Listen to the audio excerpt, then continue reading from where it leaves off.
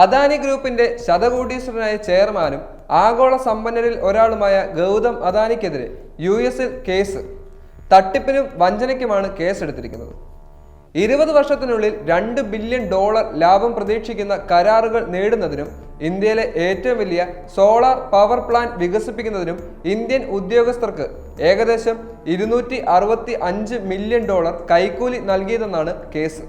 ഗൗതം അദാനി, ബന്ധു സാഗർ അദാനി ഉൾപ്പെടെ 7 പേർക്കെതിരെയാണ് കേസുകൾ.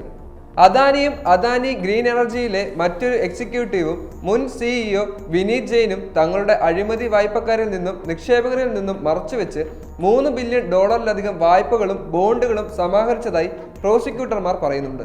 കുറ്റപത്രം അനുസരിച്ച് ചിലർ ഗൗതം അദാനിയെ numero uno, the big man എന്നീ കോഡ് പേരുകൾ ഉപയോഗിച്ച് സ്വകാര്യമായി പരാമർശിച്ചു.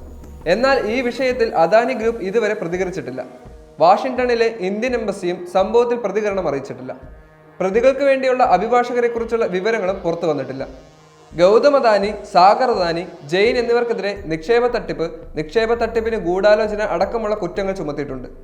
കൂടാതെ US securities and exchange commission civil കേസിലും അദാനിക്കെതിരെ കുറ്റം ചുമത്തിയിട്ടുണ്ട്.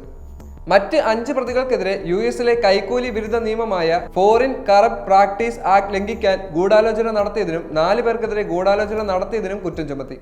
പ്രതികളാരും കസ്റ്റഡിയിലില്ലെന്ന് ബ്രൂക്ലിനിലെ US അറ്റോർണി ബ്രിയോൺ പീസ് വക്താവ് പറഞ്ഞു.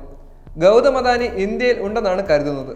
ഫോബ്സ് മാഗസിൻ പ്രകാരം $69.8 ബില്യൺ 62-കാരനായ അദാനിയുടെ ആസ്തി. ഇപ്പോൾ US-ൽ ക്രിമിനൽ കുറ്റം ചെയ്തതായി ഔദ്യോഗികമായി ആരോപിക്കപ്പെടുന്ന ചുരുക്കം ചില ശതകോടീശ്വരന്മാരിൽ ഒരാളാണ് ഇദ്ദേഹം.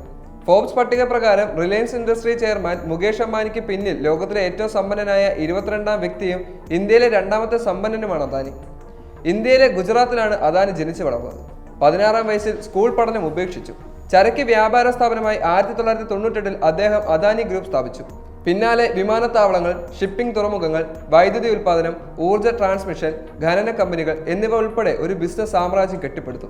ബുധനാഴ്ച അദാനി 20 വർഷത്തെ ഗ്രീൻ ബോണ്ടുകൾ വിറ്റ് $600 മില്യൺ സമാഹരിച്ചതിന് മണിക്കൂറുകൾക്ക് ശേഷമാണ് ചാർജുകൾ പ്രഖ്യാപിച്ചത്.